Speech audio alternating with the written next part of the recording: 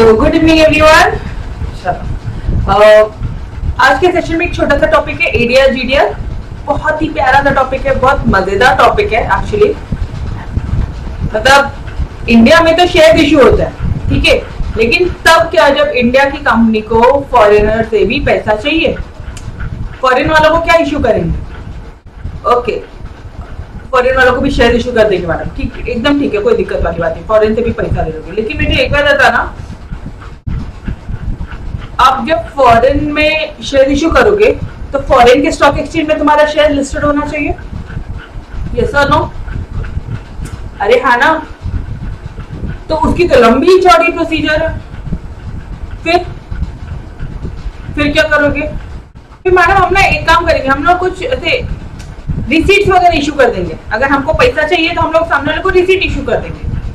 That receipt, अगर वो जो रिसीट है अगर अमेरिका में इशू करते तो बोलते एडीआर, अगर आप उसे other country other than America issue करते हो तो आप उसे बोलते हो जीडीआर, ठीक है। अगर वो डॉलर में इशू होता है रिसीट, डॉलर में पैसे मंगा रहे हो तो आप उसे बोलते हो एडीआर। अगर आप यूरो में पैसे मंगा रहे हो, बहुत सिंपल है, एकदम मस्त वाले लैंग्वेज में बोल रहे हो, अगर आप डॉलर में पैसे मंगा रहे हो तो एडीआर, और अगर आप इसमें यूरो में पैसे मंगा रहे हो तो वो तुम्हारा जीडीआर। एवरीबॉडी, बस इसके अलावा कुछ भी नहीं है यहाँ पे, कुछ नहीं। अच्छा, थोड़ी बहुत फॉर्मेलिटीज अपन यहाँ पे देखने वाले हैं, जैसे कि अगर आप एडीआर या जीडीआर इशू कर रहे हो, कोई रिसीट इशू कर रहे हो, फॉरेन से पैसा मंगा रहे हो, ठीक है, जैसे एनआरआई है, ठीक है, एनआरआई नॉन रेसिडेंट इंडिविजुअल्स जो है, या फिर कोई फॉरेन नेशनल्स है, ठीक है, फॉरेनर्स है जिनकी पैदाइशी वहां की है, फॉरेन नेशनल्स है, तो अगर उन लोगों से पैसा भी मंगवाना होगा तो फिर क्या करना है? हम लोग एक काम करते हैं, इंडिया की कंपनी, ठीक है, अब बात क्या है, रिसीट इशू कर रहे हैं, एडीआर या GDR, American depository receipt, global depository receipt issue करेंगे हम, उनसे पैसा लेंगे और उनको रिसीट इशू करेंगे। ओके, कहाँ, किधर, वो लोग मिलेंगे कहाँ से? स्टॉक एक्सचेंज में हमारी कंपनी को लिस्ट करवाना पड़ेगा, एडीआर जीडीआर को स्टॉक एक्सचेंज में लिस्टेड करवाना पड़ेगा। मैडम कौन से?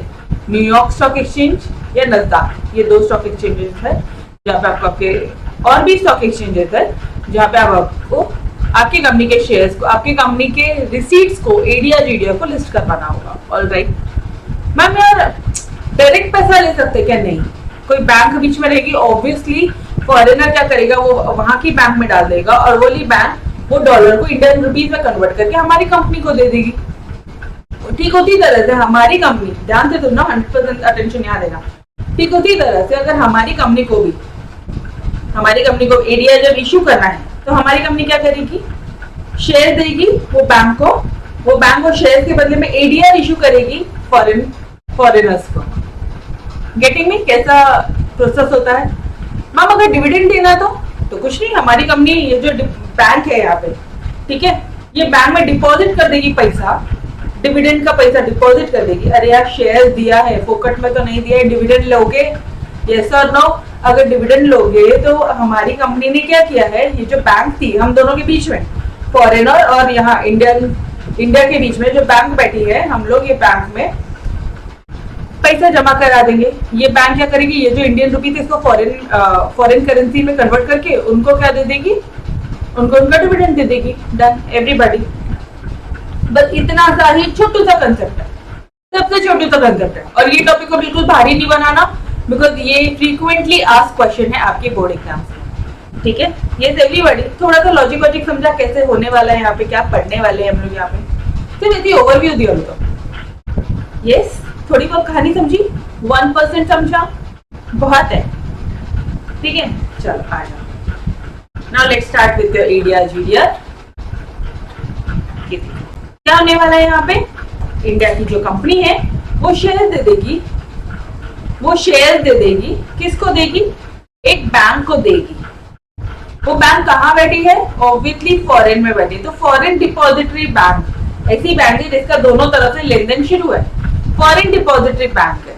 और ये बैंक क्या करेगी, अपने शेयर ले लिया और सामने ये शेयर के बदले में रिसीट इशू करेगी, एडीआर जीडीआर इशू करेगी to investors in the foreign country, मतलब फॉरेनर को और किसको।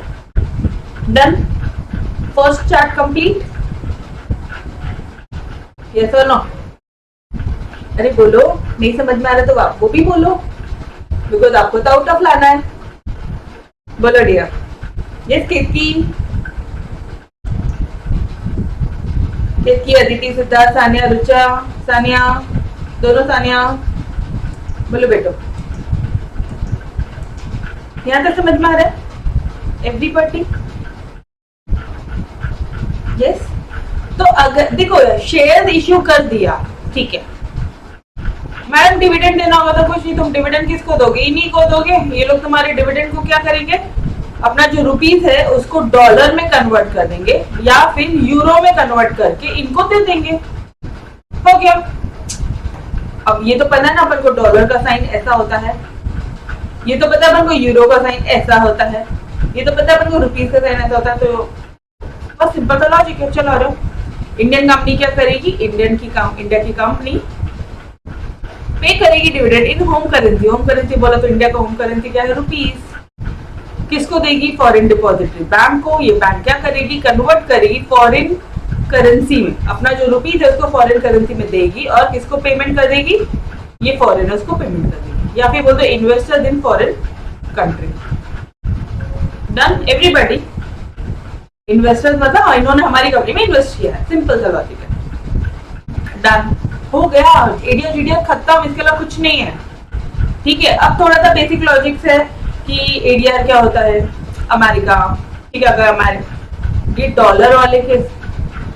डॉलर वाले कौन लोग रहेंगे? अमेरिका के लोग रहेंगे, यूएसए के लोग रहेंगे। यस। और ये यूरोप के रहेंगे। चलो आ जाओ। अब रामायण कहानी कैसे लिखनी है? हम हमारे शेयर से शुरू करके उनके एडीआर जीडीआर और उनके डिविडेंड में जाके एंड अप करेंगे। ओके, ठीक है, लॉजिकली एग्जामिनर को सब बताएंगे कि देखो हमारे इंडिया में क्या होता है, जो शेयर होता है पब्लिक कंपनी के, वो लिस्टेड किया जाता है स्टॉक एक्सचेंज में, जैसे कि बीएससी और एनएससी है।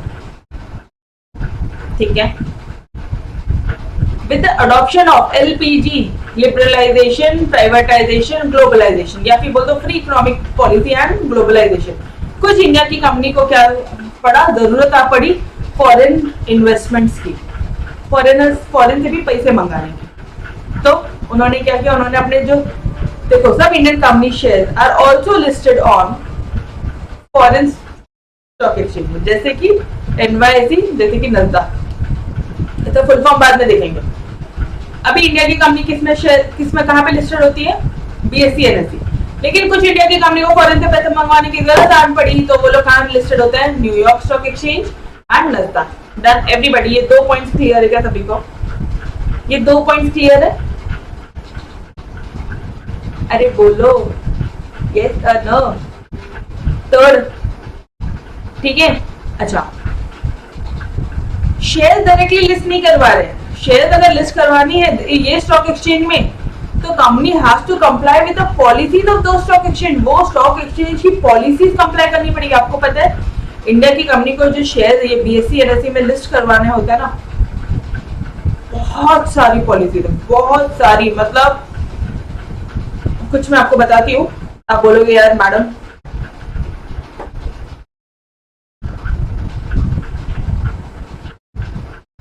पिछले 5 सालों में तुम्हारा जो नेटवर्थ होना चाहिए वो 1000 करोड़ होना चाहिए। ठीक है, अगर तुम्हारी कंपनी ने नाम चेंज किया है पिछले 1 साल में, तो 50% ऑफ द प्रॉफिट्स आपको ये साल में आना चाहिए। मतलब ऐसे ऐसे कंप्लायंसेस है ना। फिर असेट्स आपकी इतनी होनी चाहिए, फिर आपके टर्नओवर इतना होना चाहिए। मतलब ऐसे करोड़ों करोड़ों में असेट्स, करोड़ों में टर्नओवर, करोड़ों में नेटवर्थ मांगते हैं, करोड़ों में प्रॉफिट मांगता है।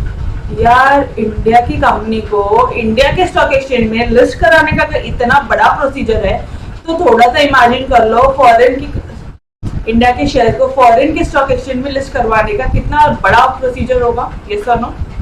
यस एवरीबॉडी, ये बात मानते हो? ये बात मानते हैं हम? भारी प्रोसीजर होगा। इंडिया के स्टॉक एक्सचेंज में लिस्ट करवाने का इतना सारा प्रोसीजर है, तो फॉरेनर में भी, फॉरेन कंपनीज को foreign stock exchange, sorry India की कंपनी को फॉरेन स्टॉक एक्सचेंज में लिस्ट करवाने का भी बहुत बड़ा चौड़ा प्रोसीजर होगा। यस और नो? तो अब थोड़ा ध्यान देना।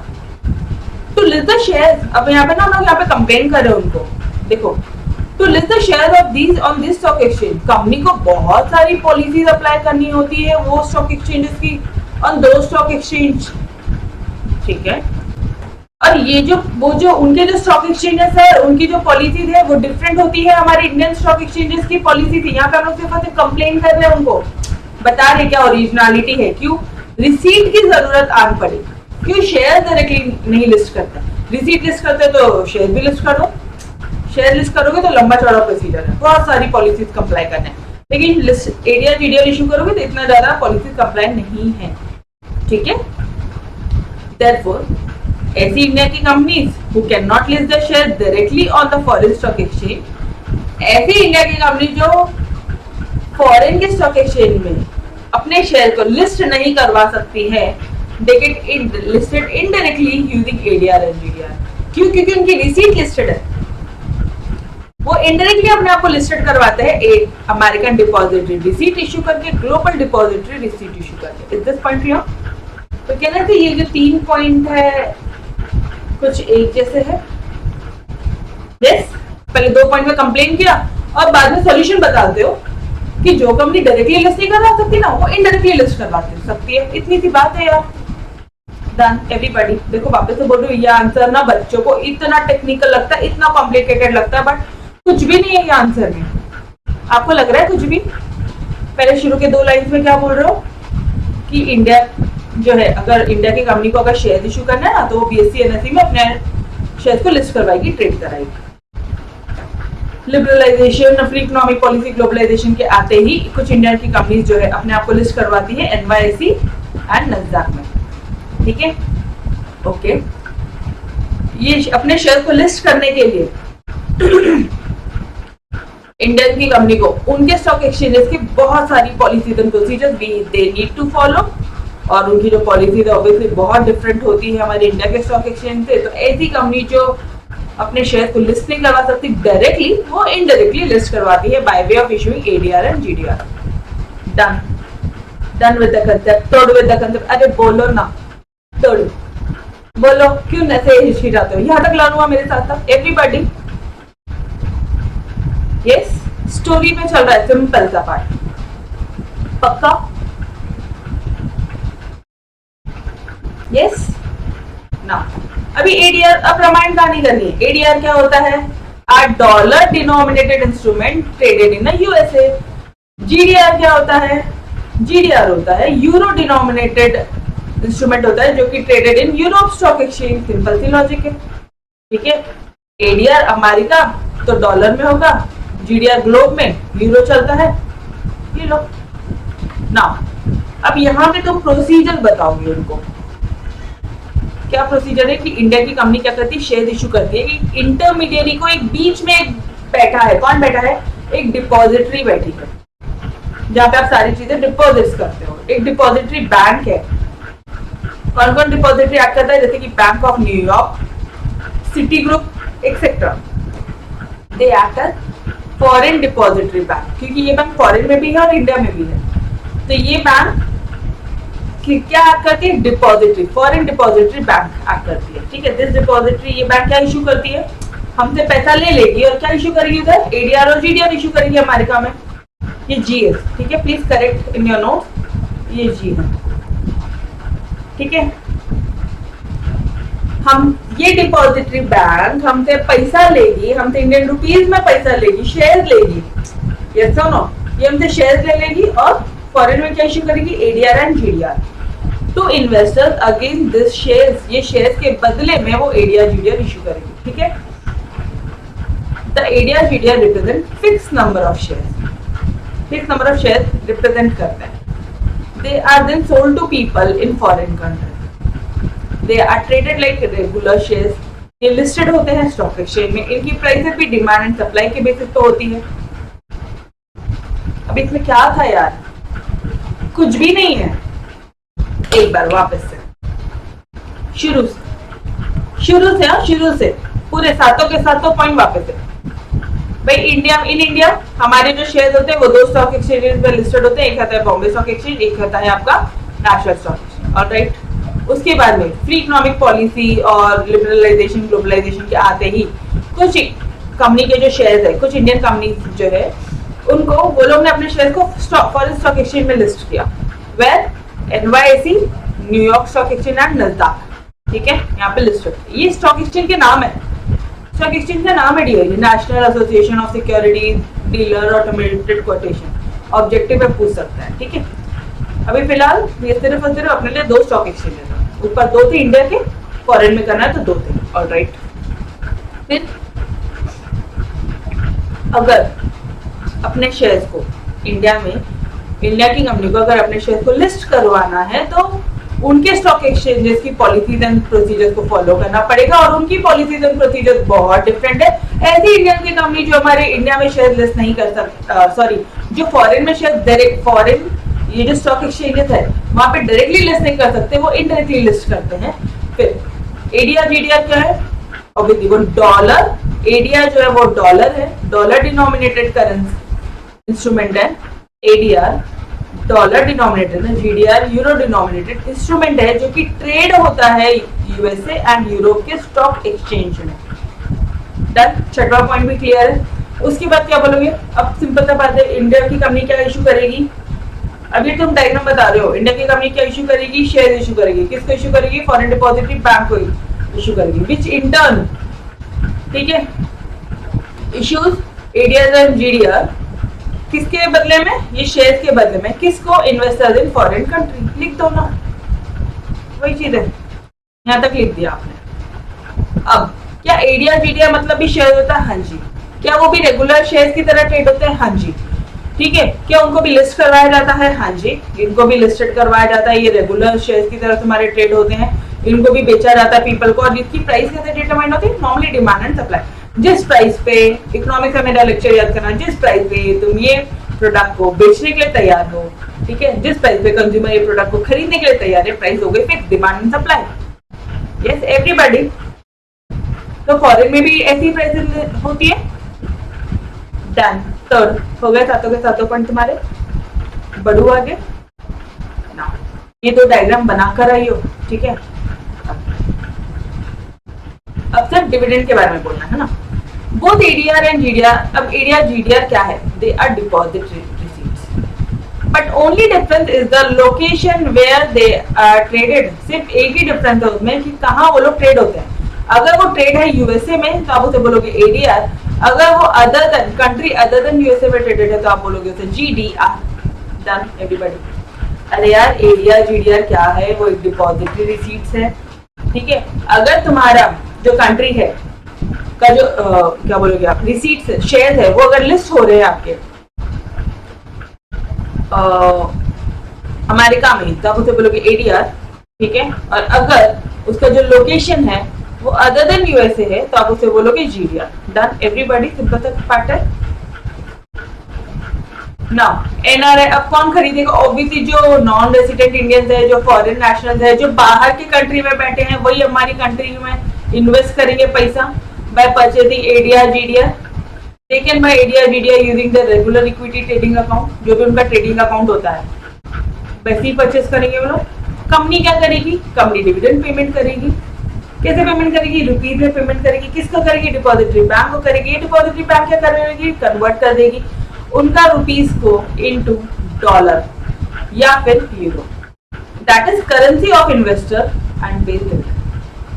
किसमें कन्वर्ट करिए, वो डॉलर या यूरो, जो भी करेंसी है इन्वेस्टर की, उसमें कन्वर्ट करके डिविडेंड सामने वाले को पेमेंट कर देगी, दैट्स इट। और जो एक्सचेंजेस है जिसमें GDR ट्रेड होता है वो है London stock exchange, Luxembourg, Nasdaq, Dubai का, Singapore, Hong Kong, that's it, answer finish. इतने सारे स्टॉक एक्सचेंजेस हैं जहां पे GDR ट्रेड होता है। मतलब लंदन स्टॉक एक्सचेंज में भी ट्रेड होगा, वहां पे भी मिल जाएगा आपको GDR खरीदने के लिए। लक्जमबर्ग, नस्डैक, सिंगापुर, हांगकांग, सिर्फ नाम याद करो, दैट्स इट। चार्ट बना के आना मेन मोस्ट इंपॉर्टेंट पार्ट है। चार्ट अगर एग्जामिनर ने देखा ना, वो वही समझ जाएगा कि बच्चे के कंसेप्ट क्लियर हो। डन एवरीबॉडी, बोलो जी, क्लियर, पक्का, अच्छी तरह से लर्न हो आप सभी को मेरे साथ साथ। यस, एक फटाफट थम्स अप दे देना अगर मस्त तरह से लर्न हुआ तो। और ये आंसर प्लीज दो बार लिखना है, 2 बार राइटिंग प्रैक्टिस करनी है, अदरवाइज भूल जाएंगे। लिटरली जितना इजी है ना, जितने आसानी से समझ में आता है उतनी आसानी से बोलते हैं हम लोग यहाँ पर, ठीक है। ओके गाइस, ये सम लर्न हुआ, चलो यार very good. But writing practice must है। वापस से बोलते ये जो बार बार आप लोग मुझे डेली आके रिमाइंड करवाते ना यार मैडम आउट ऑफ लाना है, ये आउट ऑफ के लिए ही बोल रही हूँ कि राइटिंग प्रैक्टिस बहुत मस्ट है। लर्न करवाना, समझाना, दो चीजें तुम्हारी मेरे साथ होती, तीसरी चीजें भी होती है, रिवीजन भी हो जाती है आपकी मेरे साथ। बट अगर उसके बाद में भी राइटिंग प्रैक्टिस नहीं कर रहे हो फिर दिक्कत वाली बात है, ठीक है। Everyone please request to you all, अगर ये लाना है तो थोड़ी तो एफर्ट्स आपके साइड से लगेगा, सारे एफर्ट्स हम ही कर देंगे ऐसा नहीं होगा, ठीक है। टेस्ट सीरीज वगैरह भी देना है आपको, और वो टेस्ट सीरीज में आधा मार्क भी कटने की गुंजाइश नहीं होनी चाहिए, इतनी तौर तरह से प्रिपेयर करना। देखो डेली बेसिस पे जब हम लोग अपना संडे टेस्ट फिक्स होता है, यस एवरीवन, संडे अपन टेस्ट सीरीज लेते हैं जो चैप्टर फिनिश हो उसकी। तो जैसे आज सिर्फ एडीआर जीडीआर हुआ, तो आज इस एडीआर जीडीआर को 2 बार लर्न कर लो ना लिख लिख के, ठीक है। उसके बाद क्या रहेगा, आपको कल नेक्स्ट टॉपिक रहेगा, 2 बार लिख लिख के वो भी लर्न हो जाएगा। तीसरे दिन मैं आऊंगी वापस से पूरा रिवाइज करवाऊंगी, वो पूरा रिवाइज भी हो जाएगा। चौथे दिन ये लर्न करोगे, ऐसे ही करते करते आपका पूरा संडे तक पूरा चैप्टर फिनिश हो जाएगा यार, और बहुत मस्त तरह से होगा कि आप टाइमली पेपर फिनिश करो, ठीक है। ओके चलो, it depends upon you, but बोलना मेरा काम था, हर दिन बोलने वाली हूँ मैं। जिस तरह से तुम मेरे से एक्सपेक्ट कर रहे हो कि मैडम आउट ऑफ लाना, हर दिन आके मैं यही बोलने वाली हूँ कि यार राइटिंग प्रैक्टिस करो। 11th-12th है, कोई बहुत बड़ा अपन नहीं पहुंच गए, बहुत बड़े लेवल पे नहीं पहुंचे कि राइटिंग प्रैक्टिस नहीं करेंगे। इनफैक्ट आपको मैं बोलूं, सीए जो सीए में बच्चे वहां पे 3-3 बार लिख लिख के पढ़ते, 3-3 बार, पता है जितना बड़ा लेवल उतने डाउन टू अर्थ हो जाते, उतने अपन को अपनी औकात मालूम पड़ जाती है, बिकॉज इंस्टीट्यूट फील बहुत बार करती है। तो वो नौबत ही मत आने दो ना, आप यहीं से ही शुरू करो ना अच्छी तरह से, ठीक है। Is everyone all right? चलो तो we will stop till here, इसके आगे का अपन कल कंटिन्यू करते हैं। होमवर्क दिया है मैंने आपको, राइटिंग प्रैक्टिस करनी है मिनिमम 2 टाइम, बिकॉज यहाँ से लर्न नहीं होगा, ठीक है। तो bye everyone, bye bye guys, take care, खुदा हाफिज, बाय बाय।